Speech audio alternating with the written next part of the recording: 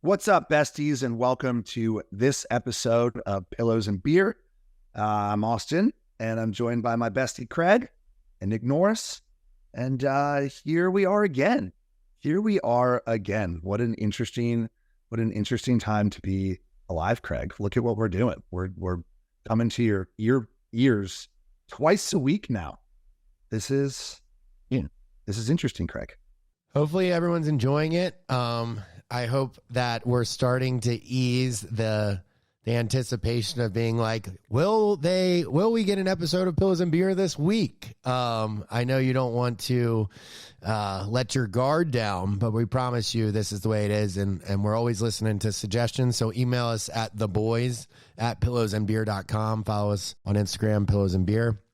Austin, it's crazy because in light of recent events, one of the questions that we asked each other a couple of weeks ago, maybe a couple months ago, was and we're saying this as sensitive as possible, but would you rather die at the bottom of the ocean or in space? And right after the tragedy of the submarine last week, or whenever it was, now there's 3 passengers are going as tourists to space, I think.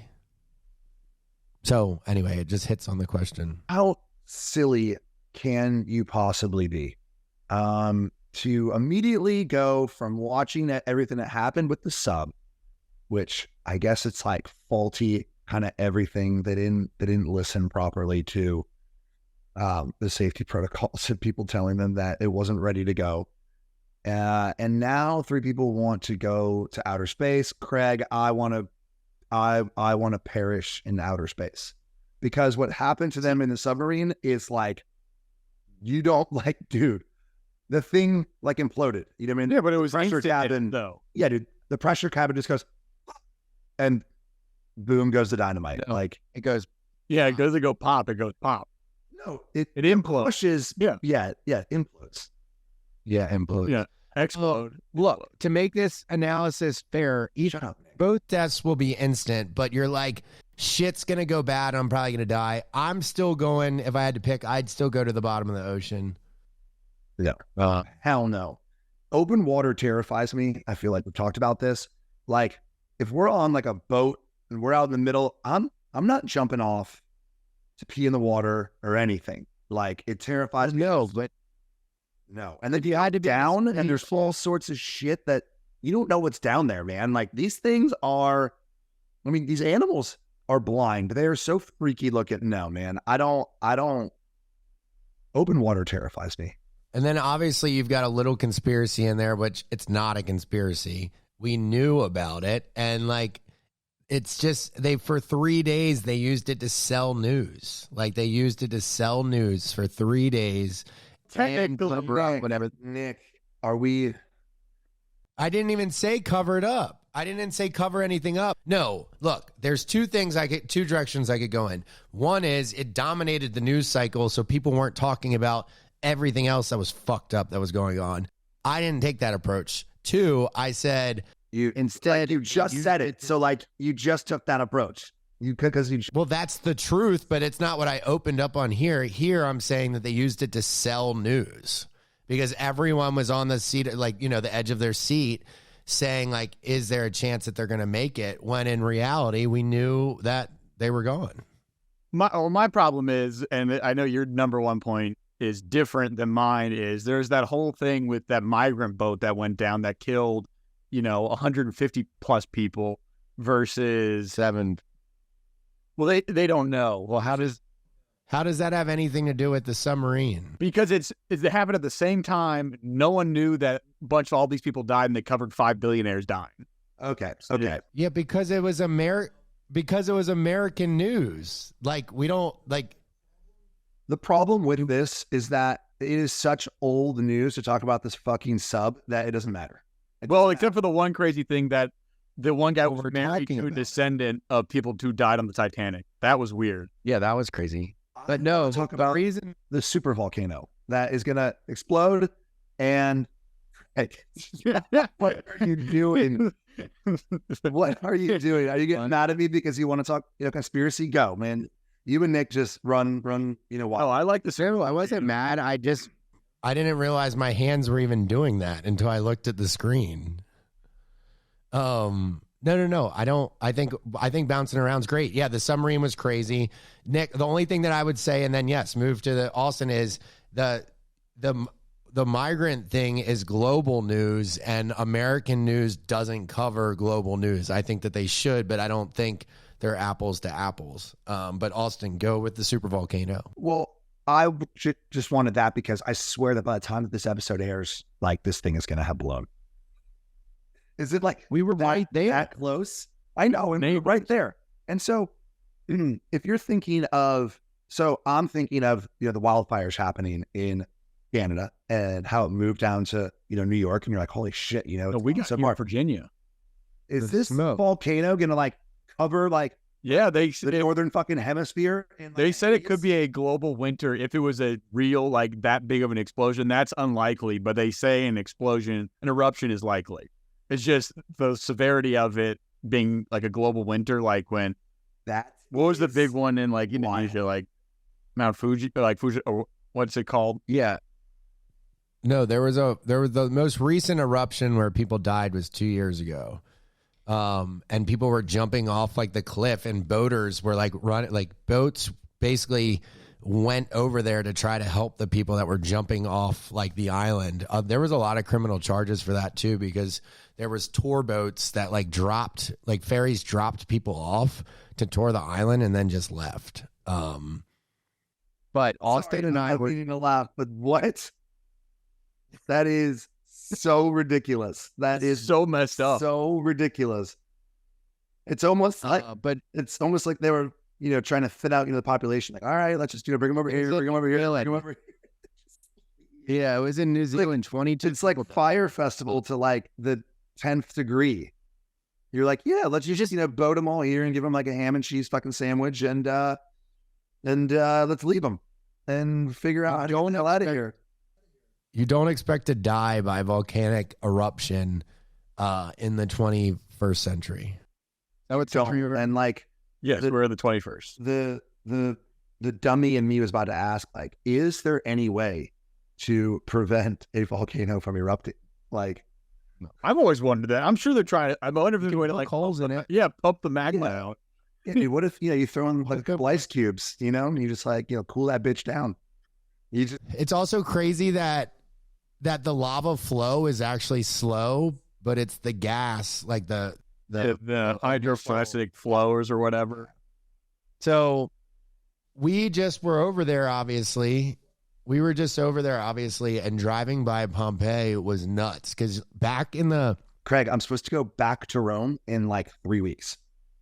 But could you imagine back then? I mean, they probably Everyone welcome Nick as your new co-host of Pillows and Beer.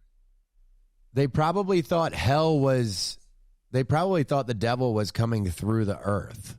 Like when Pompeii erupted, they had no idea what a volcanic eruption was. I mean, they probably thought, that would have been terrifying. Well, I guess they didn't even know. Dude, because they like find like people that are perfectly preserved in Pompeii still. Like, they're just like business as usual. And then bam. Yeah. 79 AD. Why are you going back to Rome? Yeah. Because my family couldn't come to Italy. So Wendy, my mother, was like, all right, well, when do you guys want to do it? Like, because we postponed it and they were like, do you want to do it in July? Do you want to do it in September? Do you want to maybe push it to November? And me and my sister were like, the further that you push it, like we might just, never end up doing this trip. And so she pulled the trigger on July and I was like, oh my gosh, I can't believe that I'm going back so soon. And like, I almost have this, guilty feeling, this feeling of like, I just did it. I was there for so long. I was beginning to guilt myself at the end of my trip because I was there for so long. I was like, do you deserve to be in Italy for this long? And now I'm going to go back and I'm like, who do you think you are? Some billionaire who can take the sub to the bottom of the ocean. But yeah, I'm going back with my fam. And instead of doing Italy, so we're flying into Rome because my dad has never been to Rome and they're excited. So Rome, I'm coming back for you. And I'm going to the south of France this time. So we're going to like, Nice and Provence and Saint-Tropez. And well, then you should probably fly into Nice. But did you see that 4 people have locked? Yeah. Have you seen that 4 people have locked themselves in a Mars simulator for over a year? who, Schwartz? Yeah, I haven't seen that show yet. I haven't either. And it looks so unbelievably fucking stupid that I can't bring myself to watch it. But I mean, I bet it's entertaining, but I'm just like, So I'm watching this. So NASA put it up today, and all of the astronauts are like, we feel incredibly lucky and blessed to be part of this crew and their mission. They're all wearing masks and walking into this. If you're scared of COVID, well, I don't think it's a mask. I don't know. They don't want to bring in anything from the outside, is what they're trying. Like, it's not just COVID, it's everything. I'm sure they've been isolated for like 2 weeks. They're not in like hypothermic. Yeah. Well, you couldn't pay me to lock myself anywhere for a year. Are they going to film it? my stance on. Are they going to end up making a reality TV show out of it to fund the mission? No, that's what Schwartz is on right now. Oh, that's right. It's the Survivors on Mars. Yeah, that's right. And Craig, I think that we owe it to ourselves to watch an episode of this so we can talk about it at some point. I will. This is a 3D printed 1,700 square foot habitat. Guys, this is smaller than my house. And so these people have been living there for what? For 2 years? No, they're about to start. Half the size of my. No, they just went in. It sounds like Biodome. Something Biodome with Pauly Shore. And they go into this, ecosystem and just live. What do you think the odds are that they all 4 make it a year?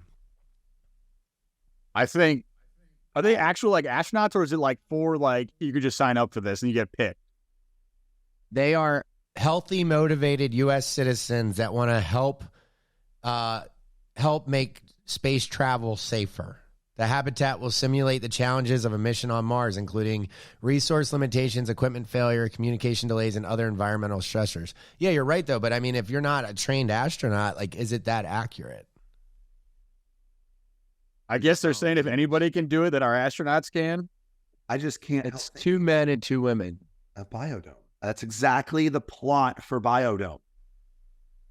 Would it surprise you that I've never seen Biodome? No, of course it wouldn't. I mean, it's a Pauly Shore movie in like years. These they wander. So this mission,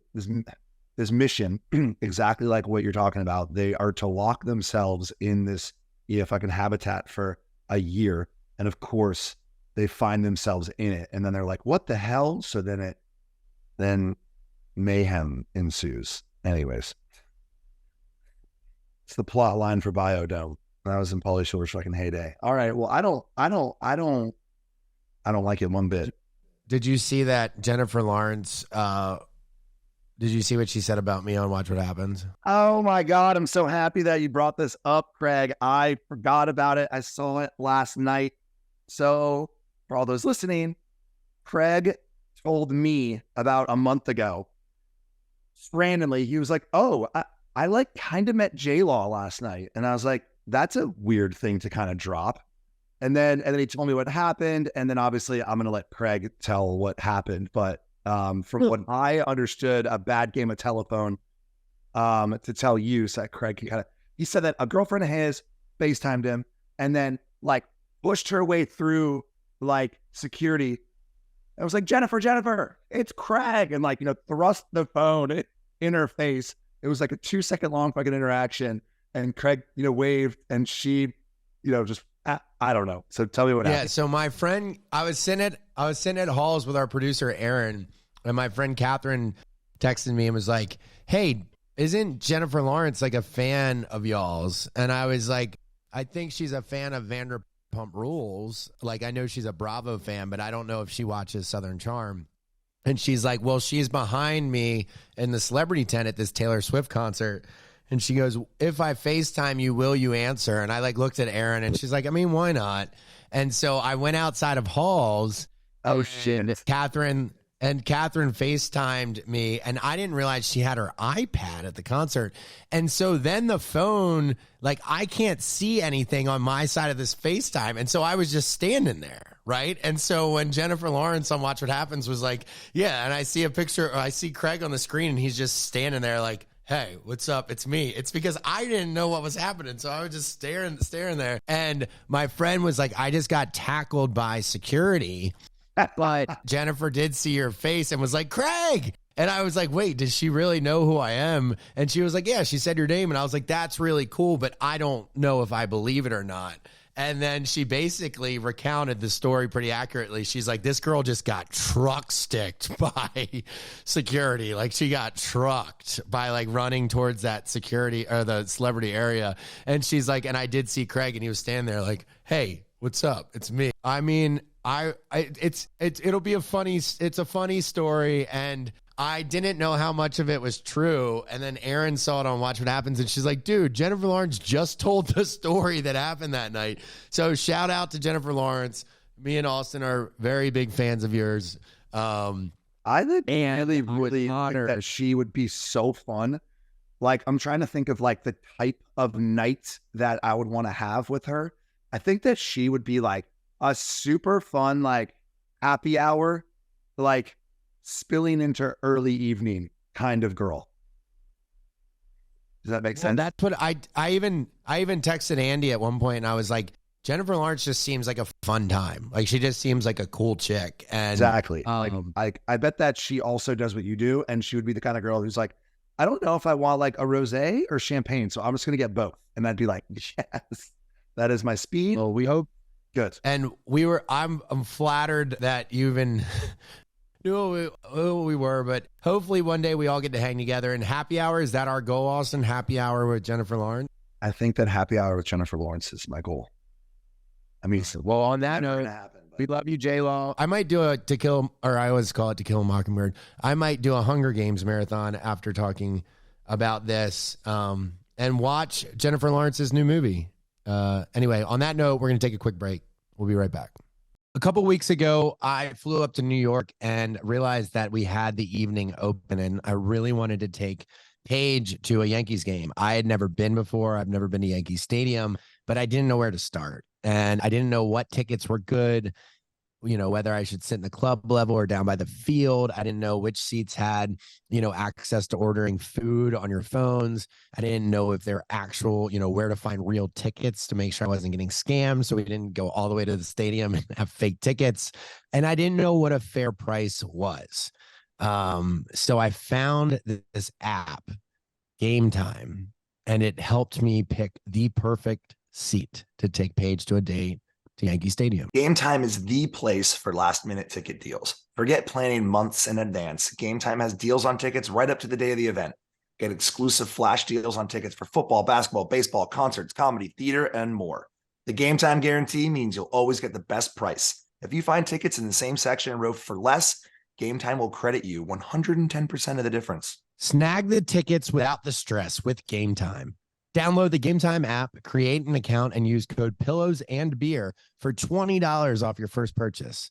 Terms apply. Again, create an account and redeem code Pillows and Beer for $20 off. Download GameTime today. Last minute tickets, lowest price guaranteed. Welcome back to this episode of Pillows and Beer. Austen, I wish I knew all the terms from Hunger Games. Even though I love the movies, you were just holding up the sign. The three fingers. Here, let's do it for Pan Am. We've got this from last episode, and then that's so funny too, Craig, because what you just so J-Law saying that about, you know, you, it's so funny. I mean, she had no filter. I was like she had no filter. And she was a good talking about, you know, I was like, things.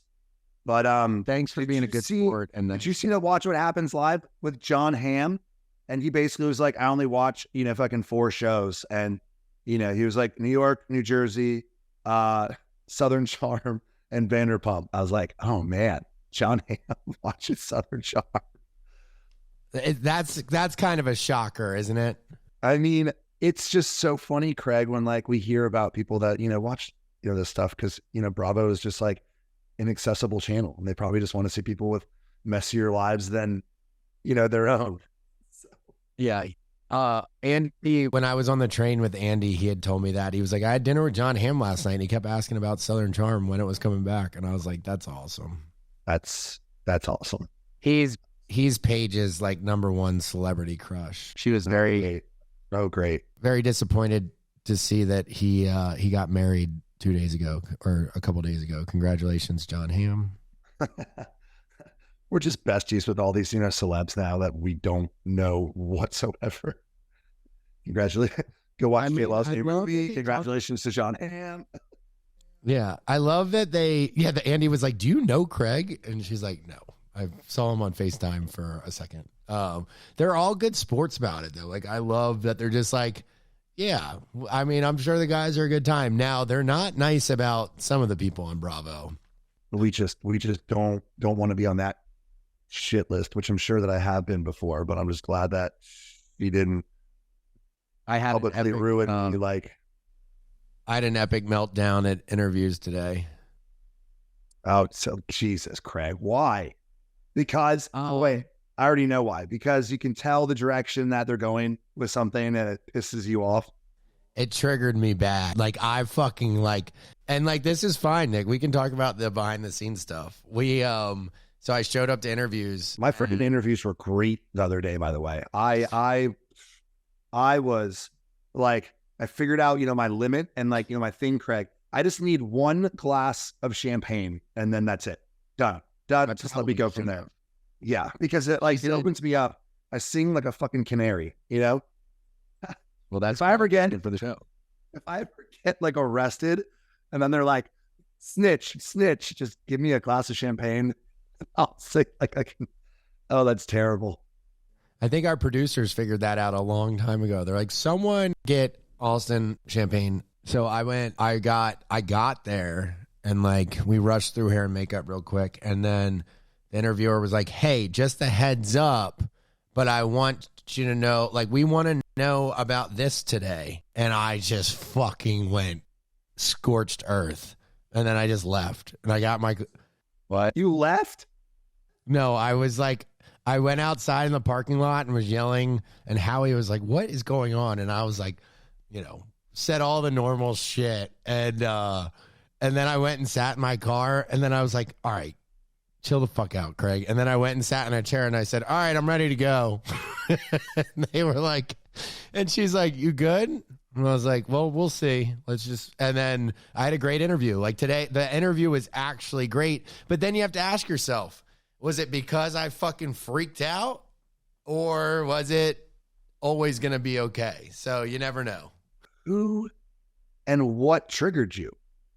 Well, I can't talk about that on here, like, obviously, but one day I would be able to. But at the end, she's like, yeah, I think I just hit a trigger. And I was like, that's an example of trigger. It was, I freaked out about something that happened a long time ago. But that was my day today. And then after, I was like, so do you leave your makeup on after interviews? Definitely. And I make sure to go out that night. And in fact, I make sure to go to dinner. 100%. I know that you do too, Craig. And I haven't posted a story in a while, and today I posted like two minute long stories. bullshit. You posted 19 things about your fucking garden yesterday, and I was laughing. Crops with Craig. Oh my God. Is that what you're calling it?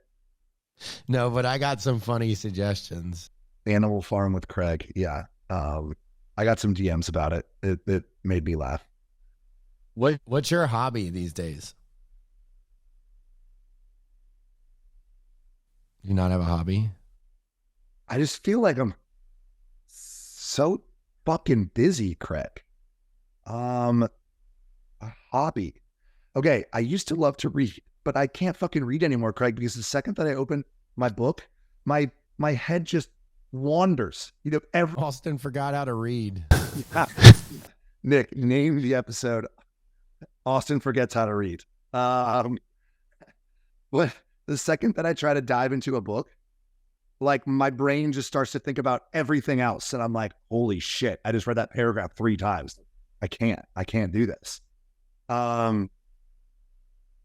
God. So what you're trying to say is that your new hobby is gardening, and what is my hobby? I wouldn't say it's new.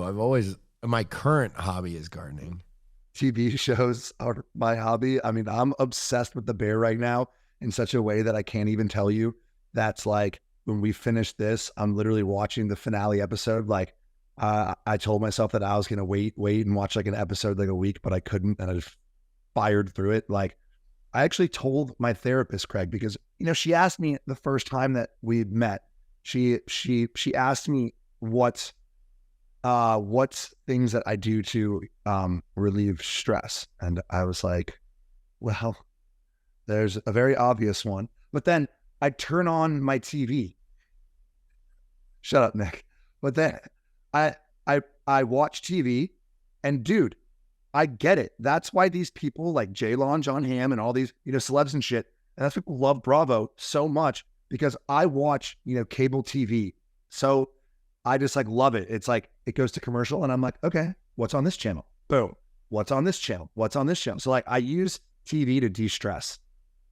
Like, and I don't want to go as far as to say that TV is like a hobby of mine, because that sounds terrible.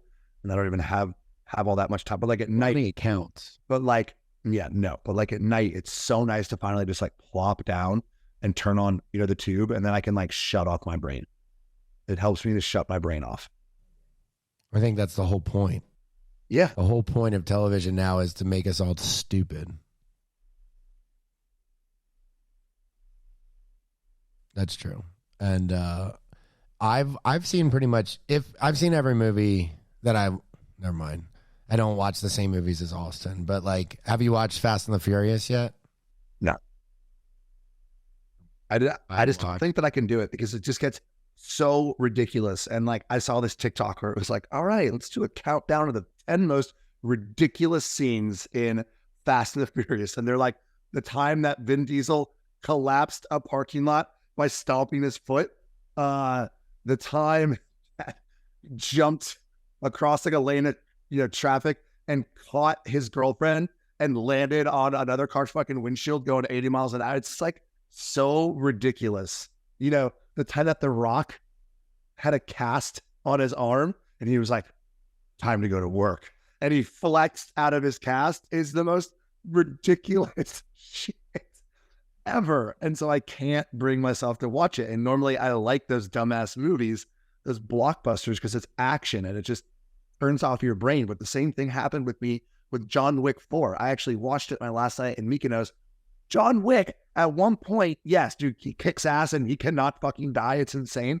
But he jumps out of like a third-story window, slams into like a car, does like a backflip, and just like, lands on the ground, and he gets up and he's like, and then he walks up these stairs, and you're like, what the fuck did I just watch? Like, what did I just watch? This is not tactical shit. This is just like a superhero who can't die. Superhero without a cape.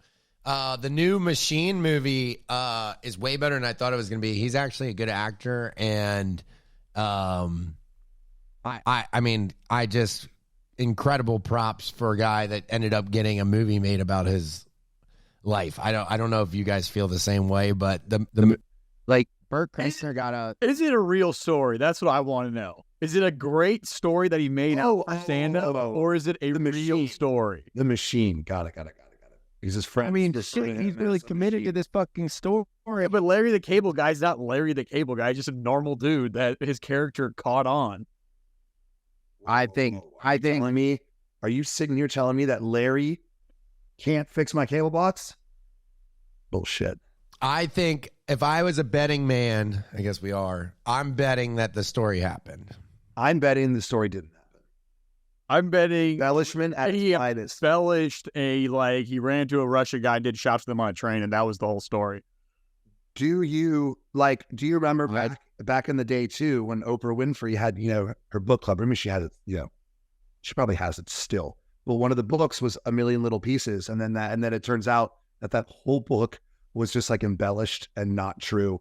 And he had to go on like an apology tour. I fucking read that book. Probably like the last full book that like I read.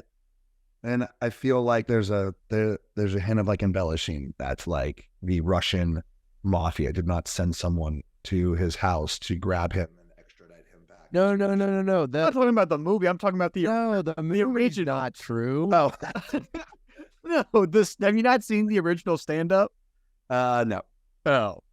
Oh, you haven't? Dude, I think like that's a staple. Like that stand-up is hilarious. Now I'm embarrassed. And Yeah, the fact that I've seen a stand-up and you haven't, and Jimmy Tatro's in the movie, and I think Mark Hamill's dad, I think, right? yeah, no, it's about the stand-up story that when he studied abroad, he went to Russia and partied with the mob and ended up robbing a train. The movie is then someone comes back to be like, yeah. Anyway, watch it. It's pretty. Well, but watch the original stand-up and then tell me if you think that's real. That's what we're talking about. Definitely the movie's fake. We all are in agreement there. All right, guys. Well, we love all of you. Austen, anything else? No. Everyone, I hope you had a wonderful 4th of July. Thank you for listening to us. And we hope that you enjoy this. Keep sending us questions because Craig and I need to do a Q&A format ASAP. And keep on listening for when Craig and I are going to drop our tour. I don't want to say it every single podcast, but I cannot wait because I'm super excited for it. That was like some of the most fun in my life. That's saying a lot. So I love you all, besties, and keep on coming up and telling us that you are besties because I love it. I had some people in Europe do it. I know that Craig did too, and it just makes us smile. And with that being said, you can listen to Pillows and Beer everywhere that you get your podcasts, Apple, Spotify, Spreaker. Follow us at Pillows and Beer on Instagram, and peace. Oh, I got one thing to add because we keep getting a lot of DMs about it. Merch is coming. Jack's working on the website. It's coming. Yeah, I cannot wait to wear a shirt that says Bestie on it. That's just what I want to wear every single podcast. It's in the process, people. So I promise you, I'm not ignoring your DMs. It's just waiting to let it so we can make it official. Quit ignoring people's DMs, Nick. All right, y'all. We love you. Till next time.